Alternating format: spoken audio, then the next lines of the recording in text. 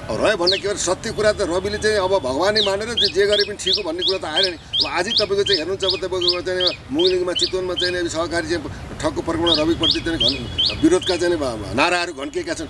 हामीले मानेको केही गर्छ भनेर आशा राखेको व्यक्तिमाथि यस्ता खालका विरोधाभास चाहिँ कन्ट्रोभर्सियल कुराहरू आउँदा हाम्रो चित्त दुख्नु स्वाभाविकै हो नि है।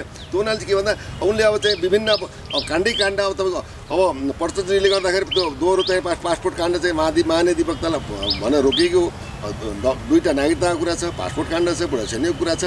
विविध चाहिँ विवादास्पद चरित्रको रूपमा देखिए अब तुलना गरेर हेर्दा दुःख लाग्छ के हामीले आशा गरेको मान्छेहरू र अर्को चाहिँ रवि अहिले त रमेश लेखक हुनुहुन्छ नेपाली काङ्ग्रेसको तर्फबाट चाहिँ तुलना गरेर हेर्दाखेरि चाहिँ कस्तो पाउनु भयो रवि लामिछानेलाई? होइन तुलनात्मक कुरा गर्ने भने अब मान्छेको चाहिँ के भन्दा 2-4 महिना 1 वर्ष काम नगर्दासम्म फलानु गरौँ यो गरौँ भन्नु मिल्दैन। एउटा डिजाइन प्लानिङ योजना होइन, एउटा त कार्यान्वयनका पक्षहरू होइन, आशातीत परिणामका पक्षहरूलाई चाहिँ के भन्दा जनताले समेट्ने गरी बुझ्ने गरी जान्ने गरी त्यो प्रमाणसहित चाहिँ व्याख्यात्मक रूपमा आउनुपर्ने अवस्था हो। त्यो प्रयास जारी राखे तापनि तात्विक निष्कर्षमा पुगेको अवस्था त्यहाँ छैन। रहेको कुरो के त भन्दाखेरि अब यो चाहिँ गृह प्रशासन यस्तो हो कि प्रधानमन्त्रीको पदभन्दा पनि ठुलो चाहिँ यसले शान्ति सुरक्षा अमन चयन घटित अनुसन्धान होइन हरेक कुरामा राज्यको उपस्थिति सरकारको उपस्थिति सुरक्षाको अनुभूति होइन समृद्धि र विकासको परिस्थिति सृजना गरेर बाटो देखाउने एउटा चाहिँ एउटा यो अहम चाहिँ के भन्दा महत्त्वपूर्ण भूमिका खेल्ने चाहिँ एउटा गृह मन्त्रालय हुन्छ।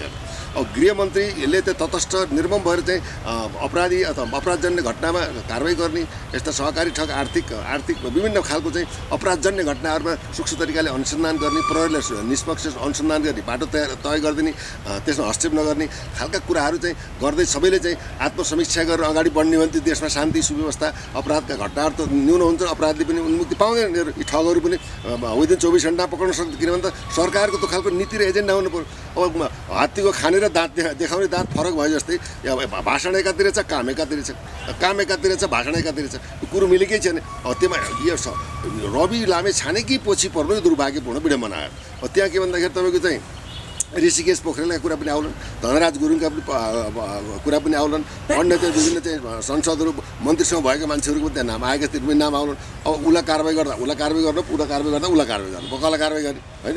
सबै चाहिँ काले मिलेर खाम बालेको अवस्था छ भने एउटा रवि बादपछि चाहिँ यस्तो चाहिँ खेदो खेलेन अगाडि बढी गर्नु राम्रो पक्ष होइन। तथापि चाहिँ रविले पनि के भन्दा आफ्नो नैतिक जवाबदेहिता एउटा पदीय जिम्मेवारीलाई एउटा महत्त्वपूर्ण भूमिका चाहिँ खेल्न चुकेको अवस्था पनि हो। उनले नैतिक जवाबदेहिता लिनै पर्छ। राष्ट्रिय नेतृत्व भइसकेपछि जेल पनि जान्छ, जुत्तामाला पनि लाउँछ, खरानी पनि धर्छ, कुटाइ पनि खान्छ, ढुङ्गा पनि खान्छ, तोडफोड हुन्छ। यदि त्यो नेतृत्व राजनीतिक परिदृश्य विश्वमै चलेका कुराहरू। त्यसैले अब यहाँ के छ भन्दा समस्त चाहिँ दुईवटा कुरा के छ भन्दा अब नयाँ चिराबाट देश अगाडि नबढ्यो भने देशको चाहिँ विसर्जनको अवस्था पुग्न सक्छ। आदरणीय दर्शकवृन्द नमस्कार। संवादका लागि आज हामीसँग हुनुहुन्छ प्रखर वक्ता पूर्व डिएसपी राजनैतिक विश्लेषक केपी शर्मा पन्थी। केपीजी यहाँलाई स्वागत छ। धन्यवाद। जय जननी जय मातृ। अब सिधै एउटा प्रश्न सोधिहाल्नु मैले यहाँलाई कि राष्ट्रिय स्वतन्त्र पार्टीको उदयबाट 2-3 महिनामै 21 सिट प्राप्त गरेर देशको चौथो राजनैतिक दल बनेर अहिले संसदमा छ, नीति निर्माण बन्ने ठाउँमा छ र सरकारमा पनि 2 पटक गएको अवस्था छ। पछिल्लो पटक चाहिँ रवि लामिछानेमाथि सहकारी ठगीको आरोप लागिसकेपछि संसदीय छानबिन समिति बन्यो, त्यसका प्रतिवेदनहरू सार्वजनिक भए। त्यही विषयमा अहिले बजारमा छलफल भइरहेको छ। के उनले क्लिन चिट पाएकै हुन् एउटा प्रश्न छ, अर्को छ होइन उनी दोषी हुन्, त्यहाँ सिफारिस गरिएको छ, कारबाही हुन्छ। अस्ति झन्डै पक्राउ पनि गरियो, पछिल्लो पटक चाहिँ दसैँमा चाहिँ पक्राउ पर्छ नै रवि लामिछाने भनेर अहिले पनि चर्चा भइरहेको अवस्थामा मुकुल ढकाल जो सोही पार्टीका महामन्त्री हुनुहुन्थ्यो, महामन्त्रीले आफ्नो पार्टीको जुन विधान हुन्छ त्योभन्दा बाहिर गएर चाहिँ क्रियाकलापहरू देखाएको जस्ता विभिन्न आरोपहरू लगाएर साधारण सदस्य समेत नरहने गरी उहाँलाई बर्खास्त गरिएको अवस्थामा मुकुल ढकालले पछिल्लो पटक क्षमा याचना मागेको भन्ने छ र साधारण सदस्य चाहिँ कायम गरियोस् भनेर निवेदन दिएको भन्ने कुरा आएको छ। यो मुकुल ढकालले जुन खालको क्षमा याचना र जुन खालको निवेदन दिनुभयो यसलाई कुन रूपमा लिनुहुन्छ?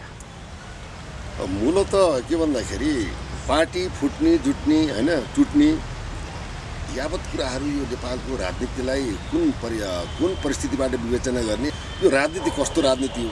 भाइ फुटेको आवाज लुटे।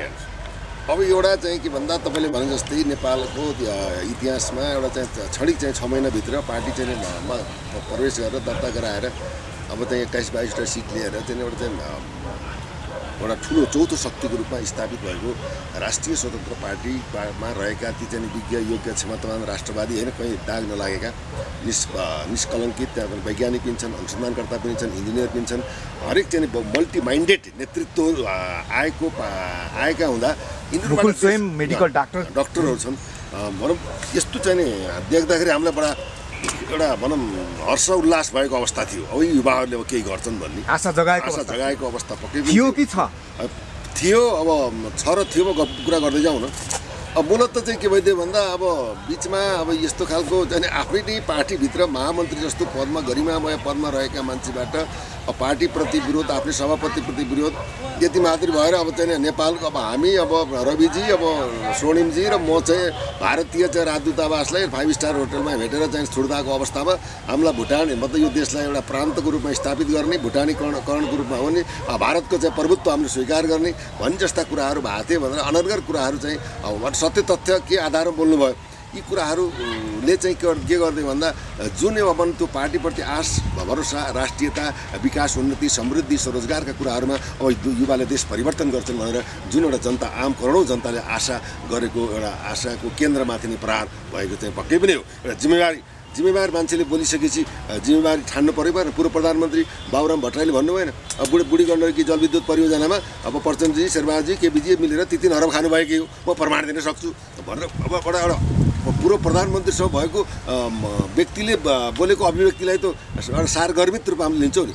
तुरन्त चाहिँ के त भन्दा उहाँले जुन एउटा अभिव्यक्ति दिनुभयो, अहिले विभिन्न खालको चाहिँ पार्टीबाट निष्कासन गरियो, साधारण सदस्यबाट निष्कासित गरियो। अहिले आएर चाहिँ के भन्दा त्यही पार्टीमा चाहिँ के भन्दा मलाई साधारण सदस्यबाट निकाल्नु भएन, हुजुरी पनि हाल्नु भएको छ भनेपछि यो कस्तो खालको नैतिकता हो, कस्तो खालको राजनीति हो, कस्तो खालको चाहिँ व्यक्तित्व हो, कस्तो खालको चाहिँ योग्यता हो, क्षमता हो, विज्ञता हो, कस्तो खालको एउटा चरित्र हो भन्ने कुरामा प्रश्न चाहिँ उठेको पक्कै पनि हो। त्यति अब यसको घटनाक्रम बदलिँदै गयो। अब ढाका कुमार श्रेष्ठको अवस्था देख्नुभयो, ड्रग्समा परेको अवस्था। त्यसलाई पार्टीभित्र नै के भन्दा एउटा खिचङ्गल एउटा गजिङ्गल मचाउने तत्त्व पनि त्यसमा हाबी भएको देखियो। त्यसले गर्दा अहिले आएर के भन्दा सहकारी प्रकरणको कुरा आयो। अब सहकारी प्रकरणमा चाहिँ अब यहाँ खरबौँ खाने चाहिँ ठगहरू चाहिँ बाहिर चाहिँ घुमिरहेका छन्, रजगज गरिरहेका छन्। जीवीराई जस्तो चाहिँ मेन डिजाइनरलाई पक्राउ गर्न सरकार असमर्थ रहेको अवस्था छ होइन। अब त्यसमा चाहिँ अहिले रवि भनेर चाहिँ राम नाम जपे जस्तो जपिरहेका छन् होइन। रविले चाहिँ प्रमाणको आधारमा गल्ती कारवाही भएका हुन्, भोइ मान्छेका पैसाहरू अवचल गरेका हुन्, रविले क्षम्य हुँदैन, कानुनी कारवाही जानुपर्छ भन्ने हाम्रो मान्यता हो। सत्यलाई सत्य नै भन्नु पऱ्यो। सत्य बोल्दाखेरि कसै अपाच्य हुन्छ नि, त्यो आफ्नो कुरा हो। किन भन्दा अहिले आएर त्यो अब यो त्यहाँ समिति पनि गठन भएर यावत कुरो समितिले दिएको चाहिँ प्रतिवेदनमा पनि त्यति अब के भन्दा स्पष्टता देखिएन। कोही अब जीवीले मात्रै चाहिँ ठगी धन्दामा त जीवी मात्रै यो रवि होइन भनेको छ। फेरि उता म्यानेजिङ डाइरेक्टर थिए, उनले 65 चाहिँ करोड अपचलन गरेका हुन्, कारवाही हुनुपर्छ भने उता भनेको छ भने यो डयल मानसिकताको चाहिँ प्रतिवेदन यसले पनि कुनै मानिराखेन। तथापि चाहिँ के भन्दाखेरि अब यो खालको परिस्थितिले गर्दाखेरि चाहिँ राष्ट्रिय स्वतन्त्र पार्टीले मूलतः जनताको मेन्डेट भनेको त्यो विशुद्ध प्रतिपक्षमा रहेर देशको भ्रष्टाचार भनौँ, अन्याय अत्याचार विभेदका कुराहरूलाई जबरजस्त रूपमा सदनमा चाहिँ त्यो भनौँ दबाब दिएर ऐन बनाऊ, नियम बनाऊ, कानुन बनाऊ, देशको हकमा, मुलुकको हकमा, उही मान्छेको हकमा भनौँ लघुवित्त पीडित सहकारी ठगहरूको उसमा सारा चाहिँ बहुजन हिताय बहुजन भनौँ सुखाएको चाहिँ नीति निर्माण गरेर सशक्त प्रतिपक्षी भएर बस भनेर जनताले पठाए। त्यसैमा चाहिँ के भन्दा अब दुवै पटक चाहिँ राष्ट्रिय स्वतन्त्र पार्टी चाहिँ सत्ता गएर पनि के गर्यो होइन, अर्थनवर्थ गोविन्द गाई होइन। अब किनभने एकल बहुमत त छैन। अब प्रधानमन्त्रीको डिरेक्सनमा गृहमन्त्रीले काम गर्नुपर्छ, गृहमन्त्रीको डिरेक्सनमा देशको चाहिँ सुरक्षा प्रणाली होइन, विशेष नेपाल प्रहरीले कारवाही गर्नुपर्छ। सरकारमा गएर के गर्यो परिस्थितिले रवि लामिछाने जो उपप्रधान तथा गृहमन्त्री हुनुहुन्छ उहाँले केही गर्न खोज्नु भएको भन्ने त स्वीकार्नुहुन्छ कि? गर्न खोज्नु भएको भन्दा पनि अब चाहिँ नि हो कि जस्तोको कुराहरू थिए। यी कुरा पहिले सुनकाण्डा पहिले कुरा आएको थिए, दिपेश कम्पुको कुरा आएको थियो, महराका चाहिँ संवादका कुराहरू पहिले आएका थिए होइन। अब त्यो या त त्यो सबै आएकै कुरा हुन्। भुटानी शरणार्थी कुरा पनि पहिल्यैदेखि चर्चित अब आएका हुन्। सहकारीका काण्ड 2074 सालदेखि यो लुट्ने भई मान्छेका पैसाहरू खाने, ठग्ने, भाग्ने परिस्थिति आएकै हुन्। यसमा चाहिँ केही चाहिँ के भन्दाखेरि प्रचण्डज्यूको निर्देशनमा अब यो केही गर्नुपर्छ भन्ने खालको सानो चाहिँ उदाहरण प्रस्तुत गर्न खोजिएको पक्कै पनि हो होइन। रविले केही गरेनन् भन्दा पनि अब रविकै पालमा राष्ट्रिय परिचय पत्रका कुराहरूमा आयो त्यो राष्ट्रघाती, त्यसमा अलिकति विवाद छ, विवाद छैन नि त। नारायण काजीले पनि त्यसलाई विरोध गरे गृहमन्त्री हुँदाखेरि रह्यो भन्ने के भन्छ सत्य कुरा त रविले चाहिँ अब भगवानै मानेर जे गरे पनि ठिक हो भन्ने कुरा त आएन नि। अब आज तपाईँको चाहिँ हेर्नुहुन्छ अब तपाईँको चाहिँ मुङलिङमा चितवनमा चाहिँ सहकारी चाहिँ ठगको प्रकरण रविप्रति चाहिँ विरोधका चाहिँ नाराहरू घन्किएका छन्। हामीले मानेको केही गर्छ भनेर आशा राखेको व्यक्तिमाथि यस्ता खालका विरोधाभास चाहिँ कन्ट्रोभर्सियल कुराहरू आउँदा हाम्रो चित्त दुख्नु स्वाभाविकै हो नि है। त्यो हुनाले चाहिँ के भन्दा उनले अब चाहिँ विभिन्न अब काण्डै काण्ड अब तपाईँको अब पटचन्द्रीले गर्दाखेरि त्यो दोहोरो चाहिँ पासपोर्ट काण्ड चाहिँ महाधिवक्तालाई भनेर रोकिएको दुईवटा नागरिकताको कुरा छ, पासपोर्ट काण्ड छ, बुढासैनिकको कुरा छ। विविध चाहिँ विवादास्पद चरित्रको रूपमा देखिए अब तुलना गरेर हेर्दाखेरि दुःख लाग्छ क्या हामीले आशा गरेको मान्छेहरू र अर्को रवि अहिले त रमेश लेखक हुनुहुन्छ नेपाली काङ्ग्रेसको तर्फबाट चाहिँ तुलना गरेर हेर्दाखेरि चाहिँ कस्तो पाउनु भयो रवि लामिछानेलाई? अहिले तुलनात्मक कुरा गर्ने भने अब मान्छेको चाहिँ के भन्दा 2-4 महिना 1 वर्ष काम नगर्दासम्म फलानु गरौँ यो गरौँ भन्नु मिल्दैन। एउटा डिजाइन प्लानिङ योजना होइन, एउटा त कार्यान्वयनका पक्षहरू होइन, आशातीत परिणामका पक्षहरूलाई चाहिँ के भन्दा जनताले समेट्ने गरी बुझ्ने गरी जान्ने गरी त्यो प्रमाणसहित चाहिँ व्याख्यात्मक रूपमा आउनुपर्ने अवस्था हो। त्यो प्रयास जारी राखे तापनि तात्विक निष्कर्षमा पुगेको अवस्था त्यहाँ छैन। रहेको कुरो के त भन्दाखेरि अब यो चाहिँ गृह प्रशासन यस्तो हो कि प्रधानमन्त्रीको पदभन्दा पनि ठुलो चाहिँ यसले शान्ति सुरक्षा अमन चयन घटित अनुसन्धान होइन हरेक कुरामा राज्यको उपस्थिति सरकारको उपस्थिति सुरक्षाको अनुभूति होइन समृद्धि र विकासको परिस्थिति सृजना गरेर बाटो देखाउने एउटा चाहिँ एउटा यो अहम चाहिँ के भन्दा महत्त्वपूर्ण भूमिका खेल्ने चाहिँ एउटा गृह मन्त्रालय हुन्छ।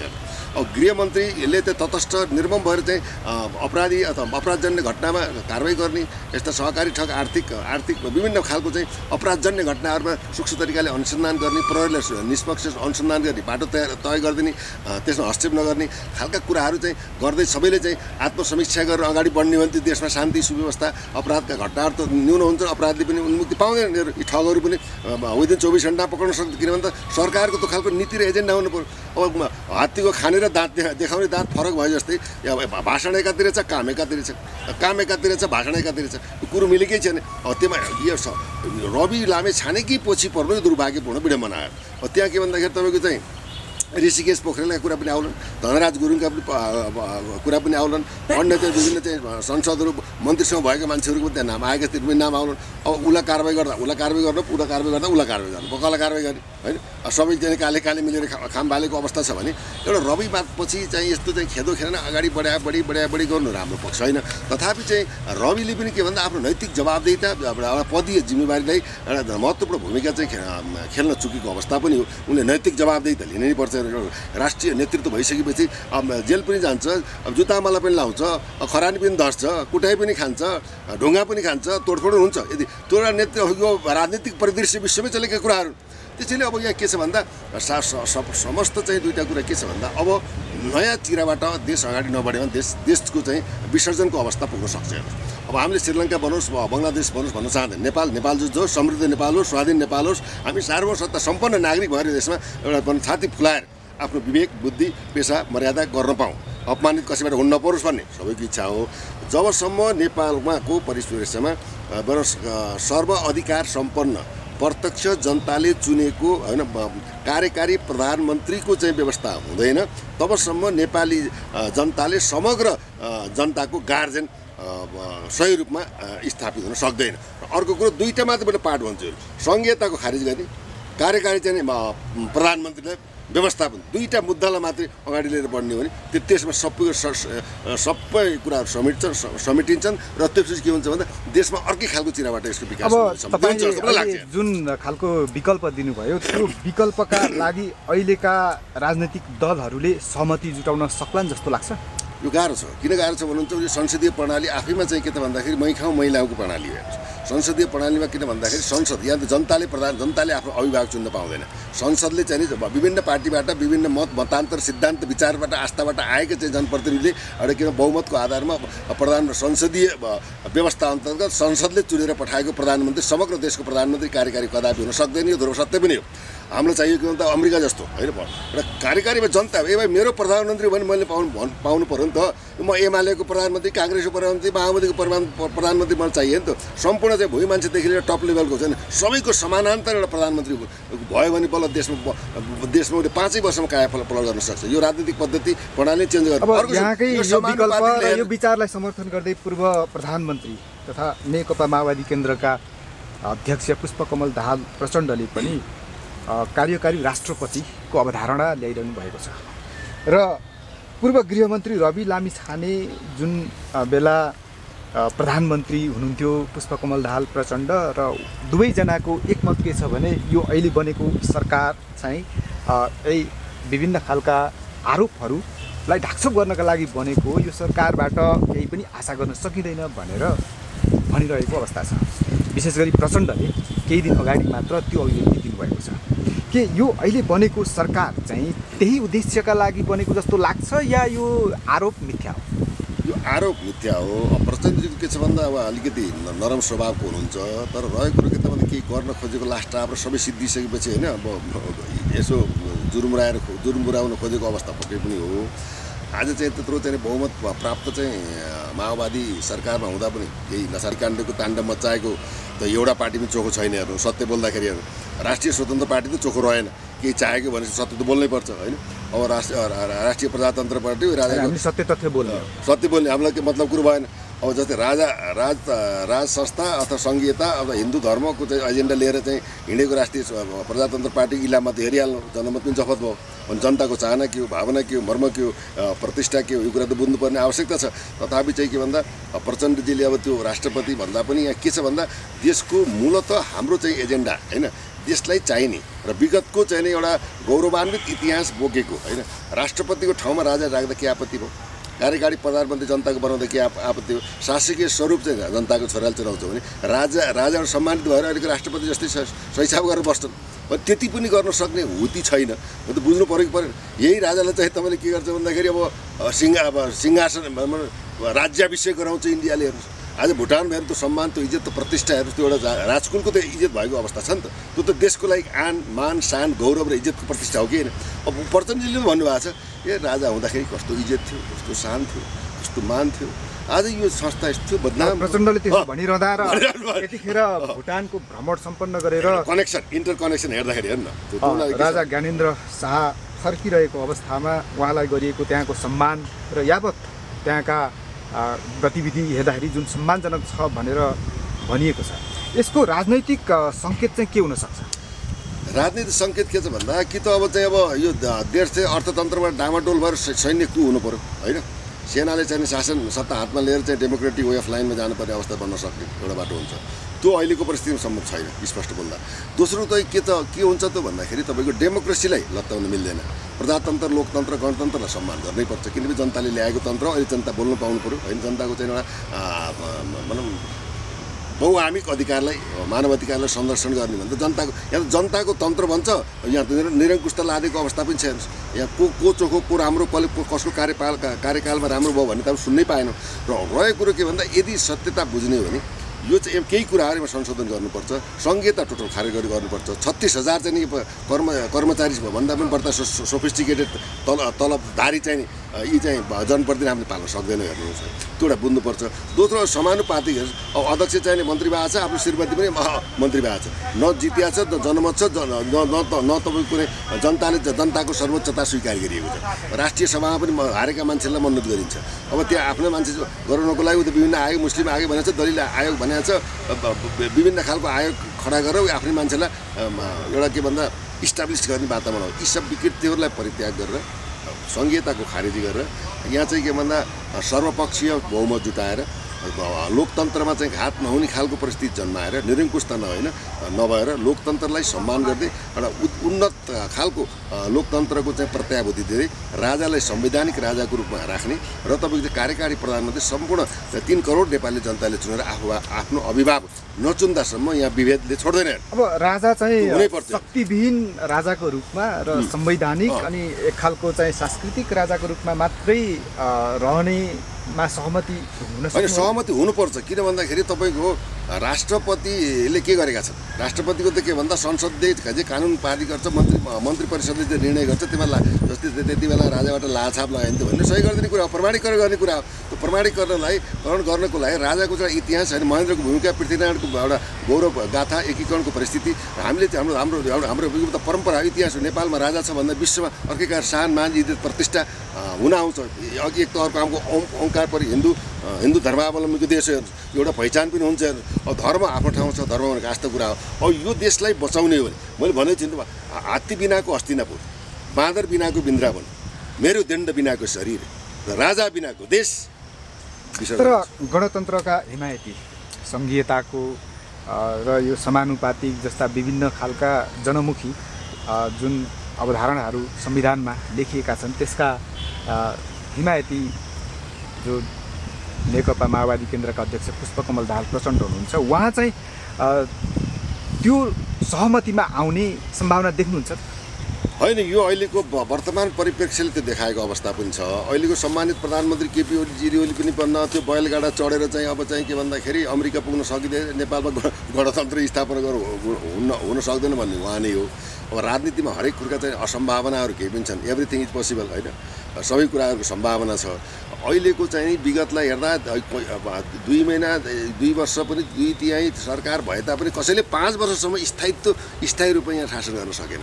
जनतालाई चाहिँ के भन्दा उही घाँस बाँस कपास शिक्षा स्वास्थ्य समेत ग्यारेन्टी गर्न सकेन। कृषिमा पनि आत्मनिर्भर हुन सकेन। शिक्षा यहाँ अब शिक्षामा एट्याक भयो, धर्ममा एट्याक भयो, जातीयतामा लडाइँ हो। विदेशीहरूले चारैतिरबाट चाहिँ एट्याक गरेर घेरेका छन्। अमेरिकाले घेरेका छ, भारतले घेरेका छ, चिनले घेरेका छ, युरोपियन युनियनले घेरेका छ। देशमा चाहिँ के भन्दा विदेशी चाहिँ यो देश एउटा विदेशी के भन्दा फुटबल खेल्ने एउटा ग्राउन्ड बनेको छ क्या। त्यो हुनाले यावत कुराहरूले देशको अस्मिता, पहिला त हाम्रो देश चाहियो नि त। यो पार्टी बनाउला, कुन पार्टीमा जाउँला त्यो छुट्टै विषय, पहिला देशै नरहे तपाईँले के पार्टी बनाउँछ? नेपाली हामी रहौँला कहाँ होइन? नेपाली नरहे भनेतिर जान्छ त नेपाल त पहिला रहनु पऱ्यो। नेपालको मातृभूमिको सुरक्षा गर्नु पऱ्यो। धरती र प्रकृतिको सुरक्षा नभएर विभिन्न खालका आपद विपद परेको अवस्था छ। बाढी पहिरोबाट मान्छे मृत्यु भएको अवस्था, घाइते भएको अवस्था छ। हजारौँको चाहिँ भनौँ क्षति भएको छ। वैकल्पिक राजमार्गहरू छैन। हवाई टिकटदेखि लिएर तपाईँको चाहिँ बस टिकटमा ब्ल्याकमेलिङ भएको छ। अनुगमन कुरा छैन।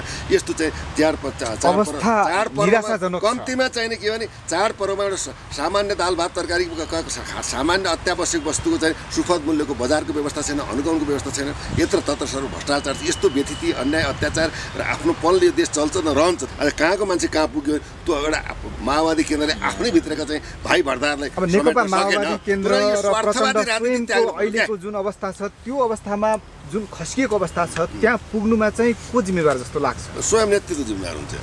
किनभने एउटा घरको गार्जेनले अब छोरीलाई चाहिँ ढेँडो खाँदैन, छोरालाई चाहिँ भात खाँदैन, अब चाहिँ बुहारीलाई चाहिँ के भन्दा बासी भात खाँदैन, घरि त्यो विभेद भएन र भने घरको गार्जेनले चाहिँ आफ्नो परिवारलाई सम्हाल्न सकेन, आफ्नो सन्ततिलाई सम्हाल्न सकेन, आफ्नो पार्टीमा रहेका योगदान दिएका नेतृत्वलाई चाहिँ ट्र्याकमा ल्याउन सकेन, भ्रष्टाचारको विरुद्धमा त लड्न सकेन होइन, समग्र देशको चाहिँ अभिभावक बन्न नसक्नुको पछाडि त प्रचण्डजीको आफ्नो कमजोरी त किन रुन्छस् भन्ने मङ्गलले आफ्नो ढङ्गले। अहिलेको जुन अवस्था छ अब अहिले प्रचण्डले चाहिँ यो परिस्थितिबाट केही सिक्ने सङ्केत देख्नुहुन्छ? मूलत के छ भन्दा तपाईँको विप्लव यो माओवादीमा चाहिँ एउटा चाहिँ निष्ठावान रहेको विप्लवलाई देखेँ। किनभने विप्लवले जुन तरिकाले देश बन्छ परिवर्तन हुन्छ भने चाहिँ अगाडि बढ्यो, त्यस्तो खालको नेतृत्व गर्न सकेन भयो। अझै पनि कहिले चाहिँ आतङ्ककारी भयो, कहिले चाहिँ जङ्गलतिर लुक्यो, अझै पनि चाहिँ भनौँ उनी विरोधको आउट अफ फिल्डमै छन्। अब प्रचण्ड भयो, किरण वैद्य गुरु नै हुन् होइन, देवेन्द्र शालिन नेता भयो। अब अहिले भनौँ अब तपाईँको चाहिँ यो जनार्दनजी पनि अब ट्याउ गरेर त्यहाँ पनि अब भनौँ छुट्टिएर कतै जाने, पार्टी छोड्ने कुरा पनि आएको छ भित्र। सेकेन्ड लेयर फर्स्ट लेयरका नेताहरू जिल्लामा पनि खास खालको एकबद्धता छैन। यो भद्रगोल स्थित 7औँ 8औँ चिरामा चाहिँ विभाजित जाने माओवादी माओवादी केन्द्रको नेतृत्व प्रचण्डजीले समीक्षा गर्न सक्नु भएन। उहाँले चाहिँ समग्रलाई समीक्षा गरेर एउटा चाहिँ त्यागी नेताको रूपमा मानव गणेश समानलाई पनि त राजाले प्रधानमन्त्री बन्नुहोस् भन्दा सरकार म त बन्दैन, पढे लेखेका उही किसनजी हुनुहुन्छ भने त्यस्तो खालका नेताहरू पनि छन् नि। पार्टीमा राम्रो मान्छे छ। चन्द्र भण्डारीको पनि एउटा व्यक्तित्व राम्रो छ। नेकपा माओवादीमा चाहिँ जुन खालको विभाजन छ अब फेरि एक हुने सम्भावना चाहिँ देखिँदैन। अब यो आत्मसमीक्षा गरेर चाहिँ के भने अब भाइ फुटे गवार लुटी भयो, हामी चाहिँ पृथक बाटोमा एकअर्कालाई घचाएर लुटेर कराएर चाहिँ हिँडेर भएन। अब चाहिँ एक टिका हुनु पऱ्यो, घर भत्कियो घरलाई अब चाहिँ हामी मर्मसम्म गराएर चाहिँ हामी एकै ठाउँमा आएर बस्नु पऱ्यो भन्ने चाहिँ एउटा साझा चाहिँ एजेन्डा बनाउँ भने त केही हदसम्म चाहिँ के भन्दाखेरि माओवादीको चाहिँ भनौँ त्यो सोच ठिकै छ। किन महाकाली कोशी गण्डकी चाहिँ भूभागको चाहिँ सन्धि सम्झौता गरेन, माओवादीले एउटा मात्रै गल्ती गर्यो, एमसिसीमा सम्झौता गर्यो, त्यो पार्ट गलत हो हेर्नुहोस् है। र अरू पार्टी अरूमा अरू जस्तो विवादित रूपमा छैन, हाम्रो सत्यगत कुराहरू गर्दा हेर्नुहोस् है। त्यो उनीहरूले भन्न सकिँदैन, किन उनीहरूलाई एकले अर्काको नेतृत्व प्रचण्डजीले पुस्तान्तरण गर्न सक्नुहुन्न, केपीजीले सक्नुहुन्न, देवबाजीले सक्नुहुन्न, पुस्ता हस्तान्तरण गर्नु सक्नु। उहाँले त जबसम्म व्हिल चेयरमा राखेर धकेल्दासम्म पनि कुर्सी नै चाहियो उहाँहरूलाई। भनेपछि त कसरी देशमा परिवर्तन हुन्छ? सधैँ यो 5-6वटा प्रधानमन्त्रीको अनुहार कहिले हेर्ने? यतिखेर देशको मुख्य समस्या हेर्ने? चाहिँ आर्थिक समस्या देखिन्छ। हरेक व्यक्तिको थाप्लोमा 80,000 ऋणको भारी बोकाइएको छ र देशको जुन बजेटको 1/4 भनेको करिब 50 अर्ब रुपैयाँ ऋण लिएर देश चलाइरहनु परेको यो अवस्थामा अब यी जुनसुकै फुटेका विभाजन भएका दलहरू एक भए या नभए पनि भविष्य चाहिँ कस्तो देख्नुहुन्छ? नेपालको कसरी यो देशको आर्थिक समृद्धिका लागि अथवा कम्तीमा ऋणबाट मुक्त हुनका लागि कस्ता खालका रणनीतिहरू सरकारले र देशका जिम्मेवार राजनीतिक दलहरूले अपनाउनु पर्ला? यहाँको प्रश्नको सम्मान गर्दै जबसम्म तपाईँको भकारीमा चामल छ नि तब न तपाईँले बाँड्नुहुन्छ, खुवाउनुहुन्छ। भकारी त दिएको छ। अब हामी विदेशीबाट भिख मागेर थुपारेको भकारीले चाहिँ कसरी जनता पालिन्छन्, राष्ट्र समृद्धि बन्छ, हामीसँग चाहिँ राष्ट्रिय एजेन्डा के छ, विकासको एजेन्डा के छ? यस्तो उरभरा भूमिलाई हामीले कृषिमा क्रान्ति गर्न किन सकेनौँ? यहाँ हरेक चिजको उत्पादन हुन्छ। हामीले चाहिँ फालेको धन्य के भनौँ गेडागेडी फालेको पनि त्यो चाहिँ आफै उम्रेर चाहिँ उसले आफ्नो सन्देश दिइरहेको छ। यो भूमिको सम्मान भएन, इज्जत प्रतिष्ठा भएन, धरती र प्रकृतिलाई अपमान गऱ्यौँ। किसानहरूको चाहिँ समस्या बुझिएन। जब बाली नाली चाहिँ जब रोप्ने सिजन जान्छ त्यसपछि बिउ दिन्छ। एक बिहा जग्गालाई अब तपाईँको 10 किलो युरिया बाँड्छ लाइन लाएर हेर्नुहोस् है। यो कुनै प्रकारको जनतालाई चाहिँ एउटा राहत दिने, न कृषकलाई राहत दिने, सम्मान गर्ने, यो कृषिलाई उत्पादन गर्ने एजेन्डा छ, न त व्यक्तिहरूको समूह छ, न आर्थिक प्रणालीलाई कसरी विकसित गर्ने। हाम्रो यस्तो तपाईँको चाहिँ स्वर्गमय देश आज भनिन्छ। यो चाहिँ युरेनियमको पहाडको 1 किलोको 22-32 अरब पर्छ। उसको प्रशोधन गरेर अन्तर्राष्ट्रिय बजारमा बेच्न सक्दैन। यहाँको चाहिँ प्राकृतिक सम्पदा चाहिँ देशका नेताहरूले सत्तासीन पार्टी सत्तासीन व्यक्तिहरूले चाहिँ नबुझेका होला नि त? होइन, नबुझेको भने के भन्दाखेरि राष्ट्रवादी भएन, राष्ट्र र जनताप्रति जवाबदेही भएन। यिनीहरूले आफ्नै अवसरवादी परिस्थितिको चरित्र जन्म्यो। यिनीहरू मानसिक दरिद्रताको हाबी भयो। यिनीहरूले पढ्नु पर्दैन, पढिसकेका छन्, बुझिसकेका छन् र बुझेर पनि बुझ पचाएका छन्। बुझेर पनि कार्यान्वयन नगर्नु, त्यसतर्फ रणनीति नबनाउनुको कारण चाहिँ के होला जस्तो लाग्छ? चाहिँ के भन्दै जस्तै तपाईँको चाहिँ के भन्दा कोरोना जस्तो मान्छे मरेको चाहिँ अवस्थामा चाहिँ यिनीहरूले चाहिँ दबाई सुई लिनु ढिलाइ गर्नु, तपाईँको चाहिँ त्यही ओम्नी काण्ड मचाएर त्यहाँ चाहिँ त्यस्तो जनताको जीवनसँग खेलबाड गर्नु। यही बाढी पहिरोको हिसाबमा पनि अब विभिन्न खालको चाहिँ कुराहरू आइरहेको छ। जुन चाहिँ सामान चाहिँ ल्याउने, पैसा चाहिँ ठग्ने कुरो पनि आछन् बजारमा। अब बाटाघाटा मर्मत पुलहरूको लागि कति बजेट छुट्याइन्छ, ठेकदार यसैमा पनि कमिसन चल्छ। यहाँ त देशमा दुर्घटना हुनु, विपदमा पर्नु पनि जनताको चाहिँ भौतिक संरचना भत्कनुमा पनि यिनीहरूले चाहिँ के भन्दा अब केही कमाउने बाटो आयो भने जस्तो सोच्ने मानसिकता भएका नेतृत्व र चाहिँ उच्च कर्मचारी इन्जिनियर जे छन् जे पद पाएका छन् उनी जवाबदेही नभएपछि कसो के लाग्छ? त्यो हुनाले के छ भन्दा यो त यति सुन्दर देश छ कि विश्वको स्विजरल्यान्ड भने 10 टाइम्स सुन्दर, प्रकृतिले ओतप्रोत यहाँ हरेक कुराको सम्भावना छ। हाम्रो संसारको चाहिँ इराकको, इरानको, होइन कुवेतको चाहिँ भनौँ डिजेल पेट्रोल मटेरियलका खाने कुवाहरू सुक्लान्, तर सगरमाथाको हिउँ सुक्दैन। हामी पानीको मात्रै हामीले व्यवस्थापन गर्ने भने हामी विश्वकै धनी चाहिँ राष्ट्रको रूपमा, धनी चाहिँ नागरिकको रूपमा पर्न सक्छौँ। त्यो विचार कहाँ जडीबुटी सबै कुरा चाहिँ जुन आधिकारिक मानिसहरू, जुन प्राधिकरण अधिकार प्राप्त व्यक्तिहरू, देशका प्रधानमन्त्री, कार्यकारी व्यक्तिहरूले नबुझेको त होइन भन्नुभयो, बुझेका छन् भन्नुभयो, तर बुझेर पनि किन काम हुँदैन र कसले रोकेको जस्तो लाग्छ? हामीले के भए चाहिँ बुझ पचाएका छन्। अब किन भन्दा जस्तै गुलमानलाई जस्तो विरोध प्रतिरोध गरे पनि आज चाहिँ विद्युत प्राधिकरण त्यस्तो घाटामा भएकोलाई उनले 2 महिना 13 अरबको नाफा निकालेर धन्य खरबको चाहिँ गएका छन्। एउटा व्यक्तिले चाह्यो भने, एउटा व्यक्तिको मानसिकताले चाह्यो भने के हुन्छ भन्दाखेरि कसैले रोकिँदैन देश कसरी चाहिँ उज्यालोतिर गयो। लिक्वानले चाहिँ सिङ्गापुरका कुराहरू छन् त जस्तो उदाहरण विश्वले बनाउने एउटै व्यक्तिले बनाएको छ, एउटै सोचले बनाएको छ। त्यो व्यक्तिको सोच के भइदियो भन्दाखेरि विकास निर्माण भन्दा पनि तपाईँको चाहिँ के भन्दा यो बाँड्ने खाने र आफ्नो सन्ततिहरूलाई कति व्यवस्थापन गरेर पैसा कसरी कमाउने, सत्तामा कसरी जाने, पैसा कसरी कमाउने, कतिले पैसा नपुगेको कस्तो सोच हो। हामीलाई एउटा राष्ट्रिय जिम्मेवारी छ, विश्वले पनि हामीलाई हेरेछ। आज चाहिँ 2000 तपाईँको सन् 1947मा डेमोक्रेसी भनौँ अङ्ग्रेजबाट गुलामीबाट 250 वर्षपछि चाहिँ एउटा स्वतन्त्र भएको चाहिँ आज भारत हेर्नुहोस्, आज विश्वको तेस्रो चाहिँ धनी मुलुकमा चाहिँ रूपान्तरण हुँदैछ। हेर्नुहोस् भने हामीले हाम्रो सँगसँगै चाहिँ भनौँ न प्रजातन्त्र ल्याएको अवस्था तुलना गरौँ। ऊ चाहिँ कहाँ पुगिसक्यो अमेरिका चीनलाई चाहिँ च्यालेन्ज गर्ने भइसक्यो भने हामी चाहिँ अब यो विश्वको त 130औं गरिबी राष्ट्रमा दक्षिण एसियाको त अझै गरिब राष्ट्रको रूपान्तरण भयो। सरकार बनाउने सरकार फेरबदल गर्नेमै यो हाम्रो देशको राजनीति भएको अवस्था छ। त्यसो भए यो व्यवस्थामा समस्या देख्नुहुन्छ कि यो व्यवस्थामा पनि समस्या छ। रह्यो भन्ने के भन्छ सत्य कुरा त रविले चाहिँ अब भगवानै मानेर जे गरे पनि ठिक हो भन्ने कुरा त आएन नि। अब आज तपाईँको चाहिँ हेर्नुहुन्छ अब तपाईँको चाहिँ मुगलिङमा चितवनमा चाहिँ सहकारी चाहिँ ठगको प्रकरण रविप्रति चाहिँ विरोधका चाहिँ नाराहरू घन्किएका छन्। हामीले मानेको केही गर्छ भनेर आशा राखेको व्यक्तिमाथि यस्ता खालका विरोधाभास चाहिँ कन्ट्रोभर्सियल कुराहरू आउँदा हाम्रो चित्त दुख्नु स्वाभाविकै हो नि है। त्यो हुनाले चाहिँ के भन्दा उनले अब चाहिँ विभिन्न अब काण्डै काण्ड अब तपाईँको अब पत्रले गर्दाखेरि त्यो दोहोरो चाहिँ पासपोर्ट काण्ड चाहिँ महाधिवक्तालाई भनेर रोकिएको दुईवटा नागरिकताको कुरा छ, पासपोर्ट काण्ड छ, बुढासैनीको कुरा छ। विविध चाहिँ विवादास्पद चरित्रको रूपमा देखिए अब तुलना गरेर दुःख लाग्छ क्या हामीले आशा गरेको मान्छे र पछिल्लो पटक रवि अहिले त रमेश लेखक हुनुहुन्छ नेपाली काङ्ग्रेसको तर्फबाट चाहिँ तुलना गरेर हेर्दाखेरि चाहिँ कस्तो पाउनुभयो रवि लामिछानेलाई? अनि तुलनात्मक कुरा गर्ने भने अब मान्छेको चाहिँ के भन्दा 2-4 महिना 1 वर्ष काम नगर्दासम्म फलानु गरौँ यो गरौँ भन्नु मिल्दैन। एउटा डिजाइन प्लानिङ योजना होइन, एउटा त कार्यान्वयनका पक्षहरू होइन, आशातीत परिणामका पक्षहरूलाई चाहिँ के भन्दा जनताले समेट्ने गरी बुझ्ने गरी जान्ने गरी त्यो प्रमाणसहित चाहिँ व्याख्यात्मक रूपमा आउनुपर्ने अवस्था हो। त्यो प्रयास जारी राखे तापनि तात्विक निष्कर्षमा पुगेको अवस्था त्यहाँ छैन। रहेको कुरो के त भन्दाखेरि अब यो चाहिँ गृह प्रशासन यस्तो हो कि प्रधानमन्त्रीको पदभन्दा पनि ठुलो चाहिँ यसले शान्ति सुरक्षा अमन चयन घटित अनुसन्धान होइन हरेक कुरामा राज्यको उपस्थिति सरकारको उपस्थिति सुरक्षाको अनुभूति होइन समृद्धि र विकासको परिस्थिति सृजना गरेर बाटो देखाउने एउटा चाहिँ एउटा यो अहम चाहिँ के भन्दा महत्त्वपूर्ण भूमिका खेल्ने चाहिँ एउटा गृह मन्त्रालय हुन्छ। अब गृहमन्त्रीले चाहिँ तटस्थ निर्मम भएर चाहिँ अपराधी अथवा अपराधजन्य घटनामा कारवाही गर्ने यस्ता सहकारी ठग आर्थिक विभिन्न खालको चाहिँ अपराधजन्य घटनाहरूमा सूक्ष्म तरिकाले अनुसन्धान गर्ने, प्रहरीलाई निष्पक्ष अनुसन्धान गर्ने, बाटो तय गरिदिने, त्यसमा हस्तक्षेप नगर्ने खालका कुराहरू चाहिँ गर्दै सबैले चाहिँ आत्मसमीक्षा गरेर अगाडि बढ्ने भने त्यो देशमा शान्ति सुव्यवस्था अपराधका घटनाहरू त न्यून हुन्छ, अपराधले पनि उन्मुक्ति पाउँदैन, यी ठगहरू पनि विदिन 24 घण्टा पक्राउन सक्छ। किनभने त सरकारको त खालको नीति र एजेन्डा हुनु पर्यो।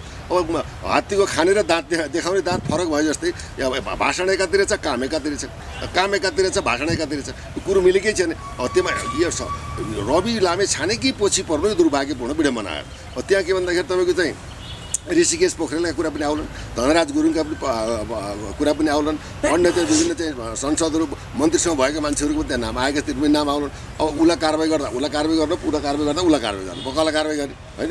सबै चाहिँ काले मिलेर खाम बालेको अवस्था छ भने एउटा रवि बादपछि चाहिँ यस्तो चाहिँ खेदो खेलेर अगाडि बढी गर्नु राम्रो पक्ष होइन।